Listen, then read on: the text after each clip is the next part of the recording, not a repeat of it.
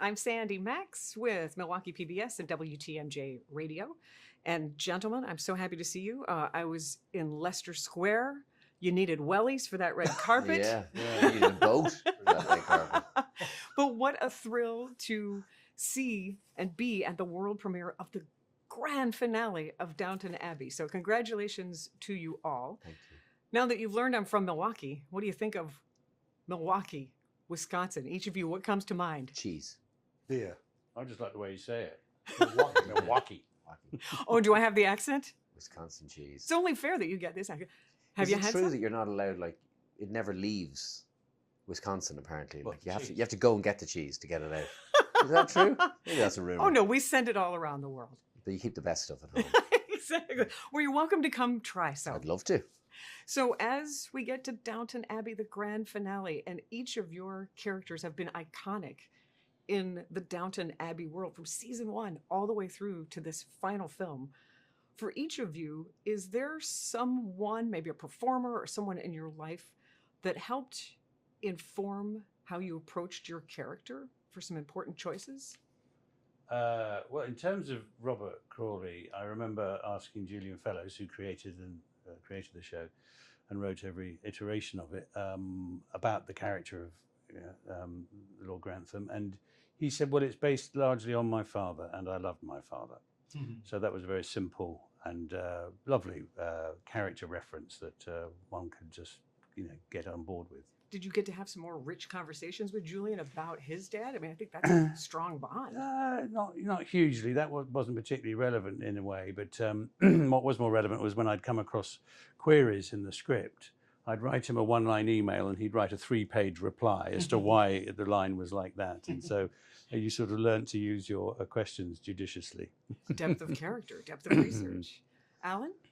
I did a lot of research in relation. There wasn't anyone actually personally that I knew that kind of resonated for me, but I do feel that as the show grew and being around these actors, you did always feel a sense, because you saw everyone being on their A game. Every time you came to set, you felt you had to raise the bar a little bit, and I think we all felt that in relation to the writing, and then the talent that we were surrounded by, that we all felt that, okay, well, he's obviously bringing it today, so is he. I got to bring it too, and that was every day.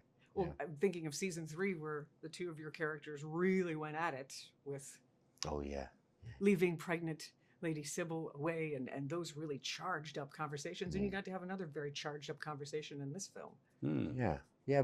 But in a way, those ones in the television show were so heated, and they were at such loggerheads, and there were such contrasting characters.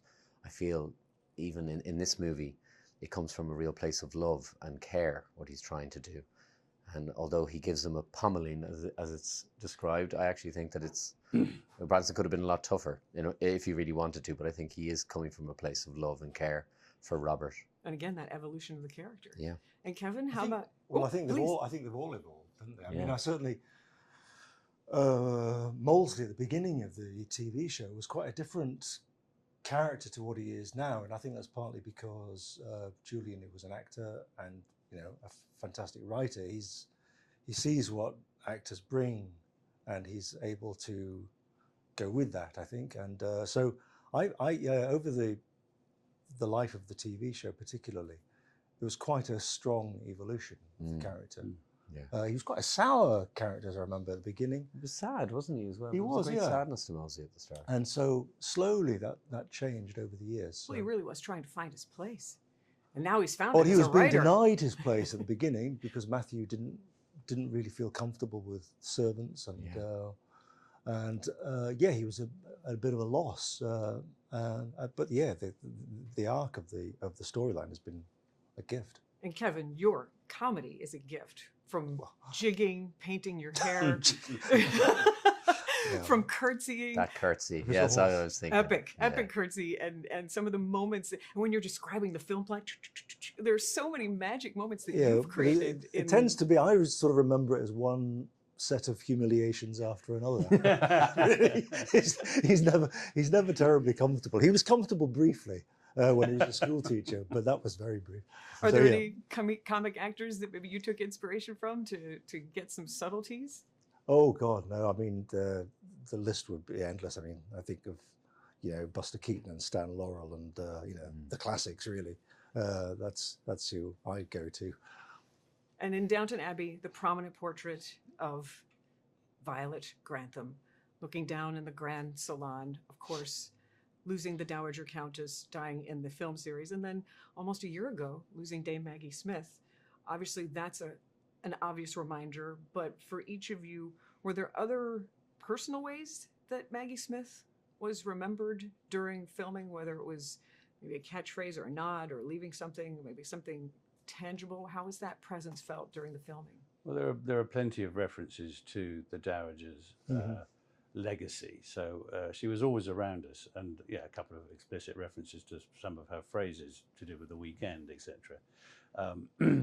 So there are lots of, you know, you never felt she was far away, put it that way. And of course, then after we finished filming, she did pass away in real life, and so the film becomes inevitably a tribute to her, and quite rightly so. I have to think those first readings that you must have felt her. So, well, I felt her absence, and but when we were, I think he was right. I think while we were filming, especially at places like Highclere, you did feel her presence actually. When, you know, the dining room scenes, you couldn't help but sort of imagine her there. Yeah, and also naturally going when we're filming up there in the downtime, you've 14 years of reminiscing about times and stories and memories. So of course we did that a lot, and even more so now that she's passed. Yeah. Thank you very, very much. Happy Downton Day to you. Thank you very much. Is it Downton Day? It is. It is in my world. Official.